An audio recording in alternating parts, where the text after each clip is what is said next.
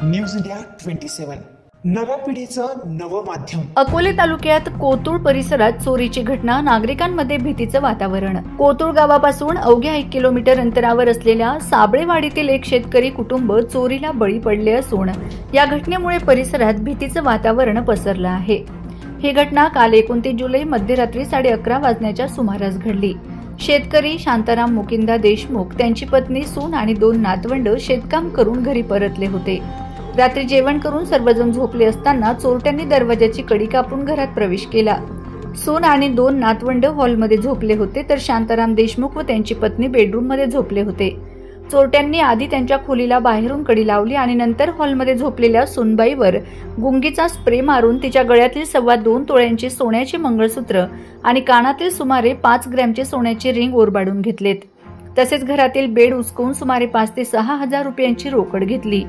यानंतर चोरट्यांनी किचनकडे जात असताना त्यांचा पाय झोपलेल्या सुनबाईच्या पायावर पडला, त्यामुळे ती जागी झाली आणि आरडाओरड केली। मात्र बेडरूमला बाहेरून कडी असल्याने सासू सासरे काहीच करू शकले नाहीत। आरडाओरड ऐकून चोरटे अंधाराचा फायदा घेत पळून गेलेत।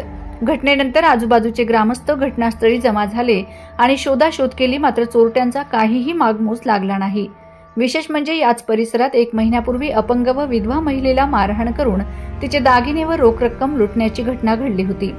सततच्या या घटनांमुळे परिसरातील नागरिक भयभीत झाले आहेत, परंतु अद्याप प्रशासनाकडून कोणतीही ठोस कारवाई होत नसल्याचं दिसत नाही। यामुळे ग्रामस्थांमध्ये अस्वस्थता पसरली आहे।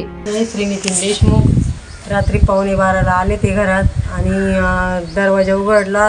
गळ्यातली मंगळसूत्रे 1.5 तोळ्याचं आणि कानातले होते 2-2.5 ग्रॅमचे, ते काढून घेऊन गेले आणि उचकपाचक करून थोडे असलेले पैसे 10-5 हजार रुपये ते घेऊन गेलेले आहे। मारहाण न करता फक्त हे केलं, माझ्या पायावर पाय पडल्यामुळे मला जाग आली आणि ते निघून गेले। तुम्हाला कळलं नाही का ते कसं काय आतमध्ये आले, कसे काय? काहीच नाही समजलेलं आहे। गुंगीचं औषध वगैरे? हो, माझे डोळे म्हणजे ते जेव्हा पाहिलं तेव्हा मला डोळे बिळे काहीच उघडलेले नव्हते माझे। मला सुख पण नव्हते, मी शुद्धीत पण नव्हते। आम्ही ना झोपलेलो होतो आतमध्ये आणि बाहेरून बेडची कडी लावली। सुनबाई वरडल्या, पण आम्हाला काही येता येईना। मग तोपर्यंत ते पळून गेले। तुमची बेडची कडी लावून घेतली होती का? हा, त्या चोरांनी तुमची बेडची कडी लावून घेतली।